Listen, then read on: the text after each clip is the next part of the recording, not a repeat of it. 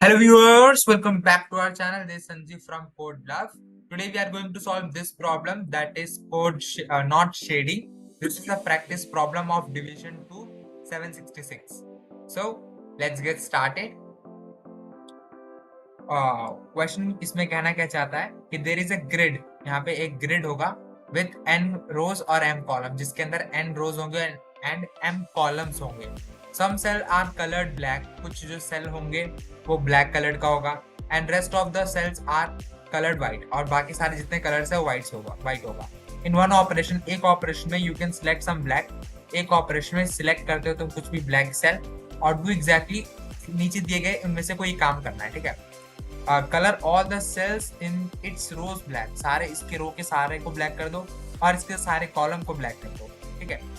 You are given two integer R and C, तुम्हें दो integer दिया जाएगा आर एंड सी. हमें तुम्हें ढूंढना क्या है, find the minimum number of operation. Minimum number of operation कितना लगेगा required to make the cell in a row R and column C black. Row और कॉलम को ब्लैक करने में कितना वक्त लगेगा, और determine it is that is impossible, और अगर ये इम्पॉसिबल है तो ये भी बताओ. अब लिखते हैं एक बार. कोड बहुत आसान है इसका. ठीक है. Test cases and T, N और एम दिया रहेगा आपको. ठीक है. ये एन और एम एक स्ट्रिंग वैल्यू है. पहली बात मैं आपको बता दूं, ये जो एन है वो स्ट्रिंग वैल्यू है, और आर और सी हमारे एक पर्टिकुलर कॉलम को रिप्रेजेंट कर रहा है. अगर आपको क्वेश्चन अभी भी समझ नहीं आया तो इस क्वेश्चन के एक एग्जाम्पल देखते हैं. एग्जाम्पल क्या है कि आपके पास ये 3x5 का एक रो और कॉलम से बना हुआ एक ग्रिड है, जिसके अंदर कुछ व्हाइट, इसके अंदर देखो, देख सकते हो आप, पहले व्हाइट है, फिर ब्लैक है, फिर व्हाइट व्हाइट व्हाइट है, फिर सारे black black white black white black. ठीक है. और ये बोल रहा है 1 4, यानी पहला रो चौथा कॉलम, इसको मुझे ब्लैक करना है, तो कितने मिनिमम स्टेप्स लगेंगे. तो इसको तो एक ही स्टेप लगने वाला है. क्यों? क्योंकि यहाँ पर ब्लैक है, और मैंने क्या कहा कि अगर किसी यहाँ पर इस पूरे रो को मैं ब्लैक कर सकता हूँ और इस पूरे कॉलम को ब्लैक कर सकता हूँ, तो एक स्टेप में ये ब्लैक हो जाएगा. लेकिन अगर हम इसकी बात करें, हम मुझे इसको ब्लैक करना है 2x2 को, तो ये है 2 बट इसको ब्लैक करने के लिए यहाँ पर तो कोई ब्लैक ही नहीं है, तो इसका आंसर क्या आएगा -1. ठीक है. तो this is a very simple code and easy code. बस आपको समझने की थोड़ा वक्त लगेगा. बस अगर आपको एक बार में समझ आ जाए तो you can easily do. You can see that my code is successfully accepted. You can see that this is my accepted code, and in this video we are going to see the code. So let's start the code first. तो सबसे पहले क्या करना है आपको, मैं C++ में लिख रहा हूँ, आप कोई और लैंग्वेज यूज कर सकते हो, लॉजिक तो सेम ही रहने होता है. ठीक है. तो hashtag include input output stream using namespace std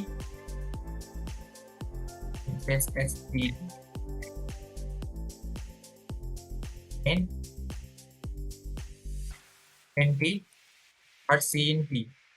यहाँ में मेरे पास टेस्ट केसेस आ चुका है. अब अगर टेस्ट केस ले लिया है तो वाइल T की वैल्यू घटती जाएगी. अब क्या हमारे पास है, एक n, m दिया रहेगा, तो इंटीजर में n होगा, m होगा, फिर रो होगा, और फिर एक कॉलम होगा. ये इसकी रिप्रेजेंटेशन है. मतलब अब इसको सीन कर लेता हूँ, n से, m से, r से और c से. ठीक है. यहाँ तक वैल्यू जा चुकी है. लेकिन अब क्या है, हमारे पास एक एरे होगा, एक एरे है. मैं अभी BRR नाम से एक एरे बनाता हूँ जिसके अंदर n वैल्यूज होगी, यानी कि n नंबर ऑफ स्ट्रिंग्स होगा. ठीक है. क्या इसके अंदर फॉर लूप चलाएगा. फॉर इंट i की वैल्यू 0 शुरू है, i की वैल्यू लेस देन n, और i की वैल्यू बढ़ती जाएगी. ठीक है. लेकिन जो ये वाला एरे बनने वाला है वो इंटीजर टाइप का नहीं है, वो स्ट्रिंग टाइप का है. ठीक है. अब सीन करना है मुझे एरे ऑफ i को. तो ये एरे नहीं है, ये BRR से नाम से है, इस एरे का नाम B से है. तो यहाँ पे मेरे पास एरे के अंदर वैल्यू चली गई. अब मैं चाहता हूँ कि एक्चुअल जो ग्रिड वाला है ना, अभी तो आपने जो वैल्यूज देखे वो स्ट्रिंग के अंदर था. अब हर एक वैल्यू को मुझे अलग करना है. तो अलग करने के लिए क्या करना पड़ेगा, एक एरे बनाया मैंने ARR से, लेकिन उस एरे का जो कैरेक्टर है, ये character value CHR character value है, तो उस एरे का अंदर n होगा और m होगा, जितने नंबर ऑफ n है और m होगा. ठीक है. अब फॉर लूप चलेगा. फॉर इंट i की वैल्यू 0 शुरू है, i की वैल्यू लेस देन n, और i की वैल्यू बढ़ती जाएगी. और सीन करना है आपको एरे ऑफ i को. एक लूप, अगर आप ग्रिड बनाते हो तो 2 लूप चलते हैं. ठीक है. फॉर इंट जे की वैल्यू 0 शुरू है, जे की वैल्यू लेस देन m तक जाएगी और जे की वैल्यू बढ़ती जाएगी। अब क्या करना है आपको, जो एरे ऑफ आई है कॉमा जे है उसकी वैल्यू में क्या करना है आपको, B R R of I comma J करना है। तो यहाँ पे मेरे पास एरेज के अंदर अब वैल्यू जा चुकी है। अब मुझे क्या चेक करना है, मेरा नेक्स्ट स्टेप ये होगा कि अगर इस पूरे के अंदर ए बी आया ही नहीं तो ब्लैक होगा ही नहीं। तो ये देखो ध्यान से, इस वाले केस के अंदर कोई बी आया ही नहीं तो इसके अंदर तो ब्लैक होगा ही नहीं। तो हमें सबसे पहला क्या करना है, हमें सबसे पहले एक वेरिएबल ले लेते हैं ए जिसकी वैल्यू 0 है, जो ये चेक करेगा अगर इस पूरे फॉर लूप के अंदर अगर आपको गलती से भी एक बार भी ब्लैक कलर दिख जाता है तो मतलब कि उसके अंदर आंसर आने के चांसेस है ना। अगर एक भी ब्लैक आएगा ही नहीं तो वो पूरे को ब्लैक कर ही नहीं पाएगा, तो उसके अंदर आंसर एग्जिस्ट नहीं करता है। तो ये जो है हमारी हेल्प करेगा किस तरीके से आप इसके अंदर ब्लैक को चेक करोगे कि है या नहीं। तो क्या है हमारे पास, जो हमारा एरे ऑफ आई कॉमा जे है, यहाँ पे कंडीशन लग रही है। पूरी कहानी, पूरी कोड का क्रक्स यही बात है। इफ एरे ऑफ आई की वैल्यू इक्वल टू के अंदर कैरेक्टर वैल्यू के अंदर बी आता है, एरे ऑफ आई कॉमा जे अगर एक बार भी आई कॉमा जे के अंदर में एक बार भी अगर बी आ जाता है तो मतलब कि इसके अंदर है, यानी कि ना -1 तो रिटर्न नहीं होगा। तो एक वैल्यू इंक्रीमेंट कर दिया, ठीक है। अब एक और कंडीशन लेते हैं हम यहाँ पे, बी इक्वल टू 0 और सी इक्वल टू 0।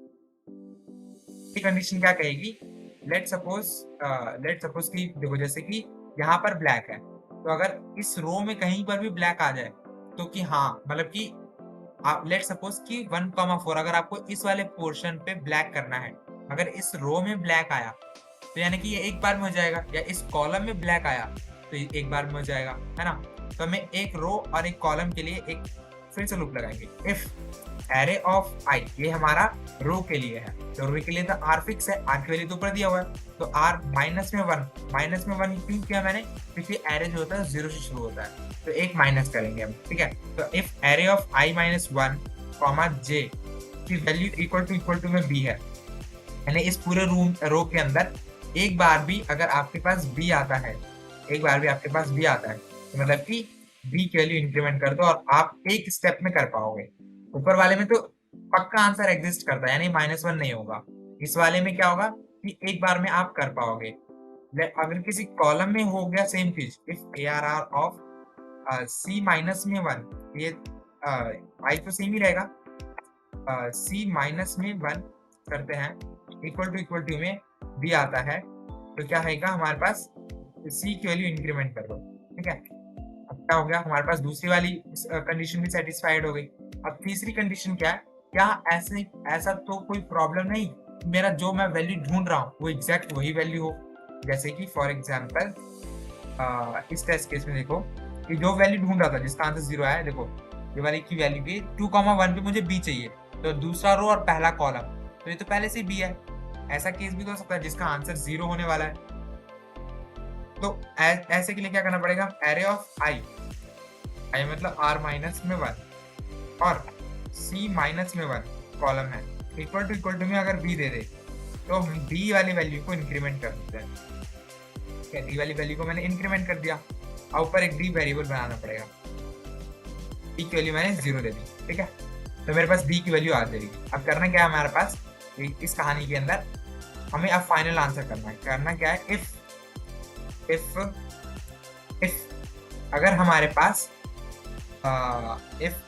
पास d की वैल्यू ग्रेटर देन 0 है, यानी कि एग्जैक्ट आंसर है, तो सी आउट करना क्या आपको, सी आउट करना आपको 0 और 0 और यही हमारा आंसर रहने वाला, तो कैंडल लगा दो। एल्स इफ, या तो फिर अगर ऐसा नहीं है, या एल्स इफ अगर b की वैल्यू ग्रेटर देन 0 है और c की वैल्यू ग्रेटर देन 0 है, इन दोनों में से कोई एक कंडीशन होगा, तो सी आउट करना हमें 1, ये 1 वाले के लिए केस के लिए। एल्स इफ, अब इसकी बारी, एल्स इफ इन दोनों में से 0 और 1 भी नहीं आया है, तो मतलब कि a की वैल्यू अगर 0 है तो यानी कि 2 स्टेप में ये आंसर हो जाएगा। इफ a की वैल्यू 0 है तो आपको क्या करना है, सी आउट करना है 2 सी आउट करना है आपको 2 और एंड लगा दो। इन 3 में से कुछ नहीं हुआ तो यानी कि आपका आंसर एग्जिस्ट नहीं करता है, तो एल्स सी आउट कर दो माइनस में 1 और एंड। ठीक है, एक बार हम इसको रन करते हैं, इस कोड को सबमिट करोगे तो you will get a successful submission. मैंने ऑलरेडी सबमिट करके देखा and my code is already accepted. ये देख सकते हो आज की डेट है, थोड़ी देर बस पहले किया था मैंने। And let's submit this code, control we, run this code. -1 0 -1 2 2 0 -1 and 1, तो इसका भी सेम सोल्यूशन है। ठीक है, 1 0 -1 2 2 0 1 -1 एंड 1। ठीक है, this is a very simple code and अगर आपने एक बार में अटेम्प्ट किया और आपका हो गया तो वेल एंड गुड, आप बिल्कुल सही ट्रैक पर हो। रेस्ट अगर वैसे इस वीडियो में काफी चीज सीखने के लिए मिला होगा, आई होप सो। काफी सारे लर्निंग पॉइंट थे कि किस तरीके से हम पहले लॉजिक बिल्ड करते हैं, फिर किस तरीके से मैट्रिसेस वाला लूप को यूज करते हैं। ठीक है, एंड आपको इसमें से कुछ अच्छा नया लर्निंग पॉइंट मिला हो तो आप वो भी हमें शेयर कर सकते हैं। ठीक है, आज के लिए इतना ही, मिलते हैं नेक्स्ट वीडियो में, तब तक के लिए keep learning, keep exploring. This is Sanjeev signing off.